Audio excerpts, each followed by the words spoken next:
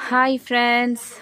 மண்புழு வளர்ப்பு அப்படின்னு சொல்லி நிறைய கேள்விப்பட்டிருப்போம். அது என்னதான் செயற்கையாக மண்புழு வளர்த்தாலும் நம்ம மண்ணில் பார்த்திங்கன்னா உரங்களோட தானாக வளர்றது ஒரு தனித்துவம் தாங்க. அப்படி தான் நாட்டு எருவுன்னு சொல்லுவாங்க இல்லையா, சாணம். அது எல்லாமே எங்கள் வீட்டில் இருந்து நிறைய கிடங்கு மாதிரி கொட்டி வச்சுருப்பாங்க, வீட்டில் ஆடு மாடு இருக்கிறதுனால. சம்மருக்கு பார்த்திங்கன்னா எங்கள் அக்கா பசங்க ஊருக்கு வந்திருக்குறாங்கங்க. அவங்க என்ன பண்ணுறாங்கன்னா மீன் பிடிப்பாங்க. வீட்டுக்கு ஆப்போசிட்டில் குளம் இருக்குது. அதில் எல்லோரும் தூண்டில் போட்டு மீன் பிடிக்கிறத பார்த்ததும் அவரும் பார்த்திங்க அப்படின்னா மீன் பிடிப்பார். இவ்வளோக்கும் நான் வில்லேஜில் வளர்ந்த பொண்ணு தான். அந்த மண்புழுவெல்லாம் கையில் தொட மாட்டேன். அதை பார்த்தாலே ஒரு மாதிரி இருக்கும், அது ஊர்ந்து போகிறது எல்லாமே. ஆனால் அவர் எவ்வளோ அழகாக கையில் எடுக்கிறாரு பாருங்கள். இவ்வளோக்கும் சிட்டியில் வளர்ந்த பையன்.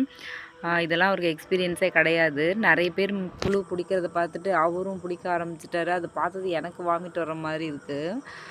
ஆனால் அது வெட்ட வெட்ட பார்த்தீங்க அப்படின்னா 2 துண்டாக போனாலும் 2 துண்டுமே பார்த்தீங்கன்னா நவுந்து நவுந்து போயிட்டே தான் இருக்குது. அதை பார்த்துட்டு என் பையன் ரொம்ப என்ஜாய் பண்ணிகிட்டு இருந்தான். அம்மா என்னம்மா வெட்டினாலும் உசுரோடு போகுது அப்படின்னு சொல்லிட்டு.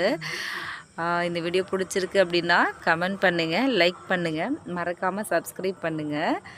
எங்கள் வீட்டு குட்டீஸ் பார்த்தீங்க அப்படின்னா வீட்டு கொல்லை பக்கம் புளிய மரம் இருக்கா, அதில் ஒரே ஒரு ஊஞ்சல் கட்டி வச்சுருக்கோங்க. அதில் 4 பேரும் போட்டி விளையாடுறதுக்கு.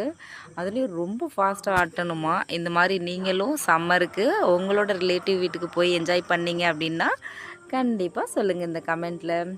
பாய்.